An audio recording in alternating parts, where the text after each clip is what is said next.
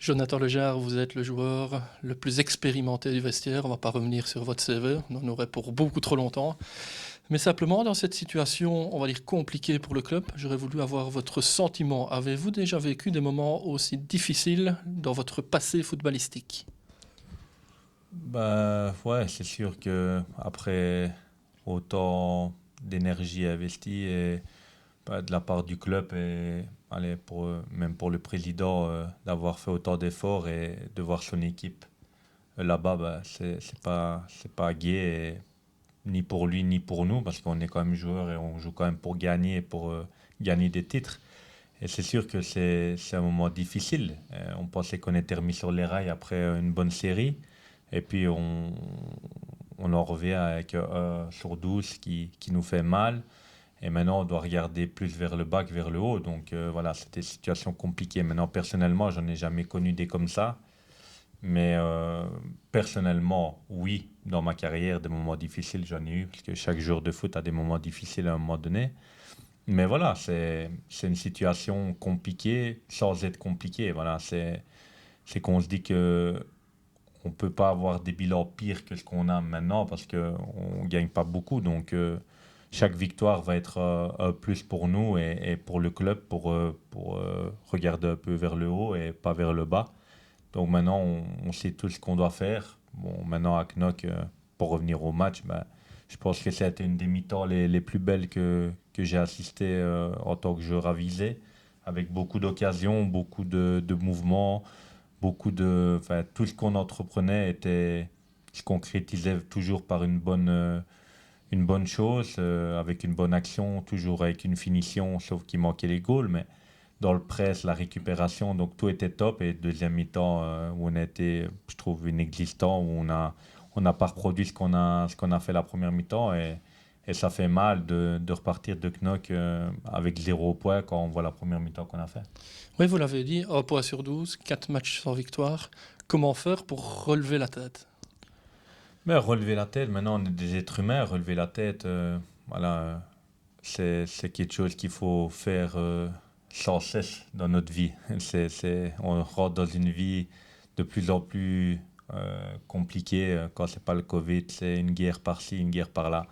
Donc voilà, c'est pas des moments faciles pour beaucoup de monde et quand ça va moins bien ou quand on est dans des moments plus difficiles, il faut relever la tête, prendre son courage à deux mains et aller vers l'avant. Et sans ça, ben, ça va pas aller. Donc je pense qu'on doit chacun prendre ses responsabilités, chacun s'investir encore plus que ce qu'on fait pour l'instant. Et comme je dis, dans la vie, le travail paye toujours. Et tôt ou tard, le travail, que ce soit le travail de cette année, si on continue à travailler comme on le fait chaque jour, ben, le travail va payer et la chance va tourner à un moment donné. Parce que c'est vrai que on est dans une position quand même pas très confortable.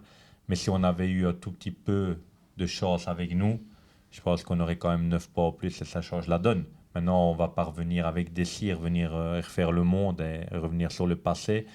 On doit prendre le présent. Le présent, il est qu'aujourd'hui, ben, on a un bilan plus que maigre et il faut se relever et prendre le plus de points qu'on peut sur les 6 derniers matchs.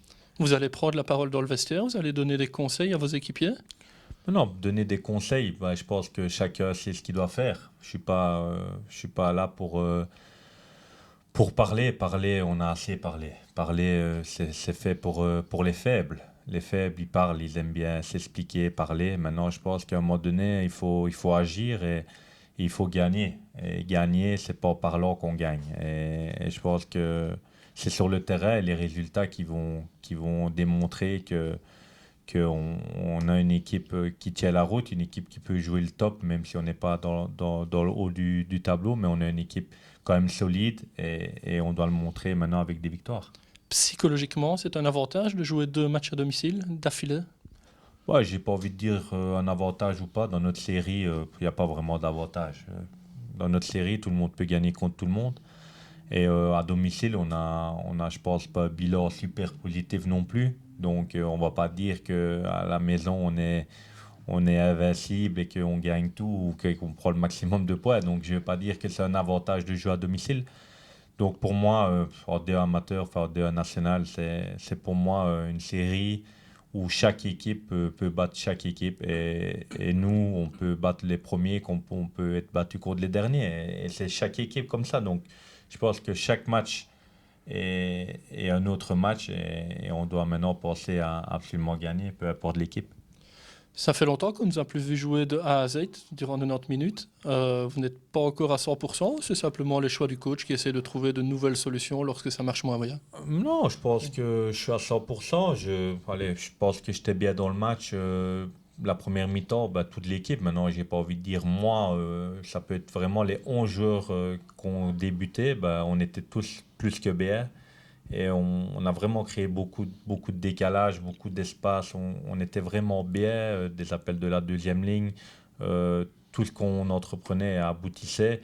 Donc, je trouvais que c'était vraiment un match plaisant, même. Si j'ai pas eu 10 occasions, mais voilà, ça fait partie du footballeur de des fois créer des espaces pour les autres et tout ça, donc je trouvais vraiment bien. Et puis maintenant, c'est sûr que jouer 75 minutes, bah voilà, t'es moins frais et en faisant rentrer du sang frais, t'espères des gens qui rentrent, d'amener un peu ce sang frais-là. La finition, c'est ce qui fait défaut à l'URSL Viseu. Ouais, la finition, c'est vrai qu'on a eu beaucoup d'occasions. Maintenant, c'est comme je dis, c'est aussi un truc qui m'a interpellé toute cette saison, même si elle n'est pas finie, c'est que on n'a jamais vraiment pris des goals sur des phases de jeu qui ont été vraiment bien déclenchées par l'adversaire, qui ont été vraiment bien amenées, où on se dit, on se regarde et on se dit, bah, on est battu ou on a pris des goals parce qu'ils ont fait une phase qui a été répétée ou une phase où vraiment c'est bien joué. Il y a eu très peu de phases comme ça. Et est-ce que je reproche un peu, ou je suis un peu, ça m'interpelle un peu, c'est que chaque fois qu'on prend des goals, ben, c'est chaque fois une petite erreur par-ci, une petite erreur par-là, sans pointer personne du doigt, parce qu'on est un groupe de 25 joueurs, et quand c'est un qui fait une erreur une fois, et ben après, le match d'après, c'est un autre qui fait une erreur. Donc, on est tous dans le même bateau, et on doit accepter les erreurs de chacun, parce que ça fait partie du football. Mais maintenant, on a eu cette année ce petit brin de chance enfin, qui n'était pas avec nous. C'est que dès qu'on faisait une petite erreur, eh ben, ça se paye cash direct. Et je pense que des goals sur des petites erreurs, on en a pris 75% du temps. Et c'est ça qui a fait un peu défaut cette année. Maintenant, quand on dit la finition fait défaut à viser, on est quand même à 5 goals de la meilleure attaque du championnat. Donc, après, j'ai envie de dire que ouais, c'est vrai qu'on aurait peut-être pu marquer plus, mais on est qu'à 5 goals et à 4 goals de la troisième meilleure attaque. Donc, j'ai envie de dire que c'est vrai que, vu les qualités qu'on a, et on aurait peut-être dû marquer plus, mais quand je vois le bilan des autres équipes, bon, on n'est pas loin d'eux. Donc maintenant, après, je pense que c'est pas ça qui fait qu'on est où on est maintenant. Je pense que c'est un tout. Et c'est aussi bien la finition de beaucoup d'actions qu'on n'a pas su finir et les petites erreurs qu'on fait, que ce soit devant ou derrière. Donc maintenant, ça plus ça ben, fait qu'on est où on est maintenant.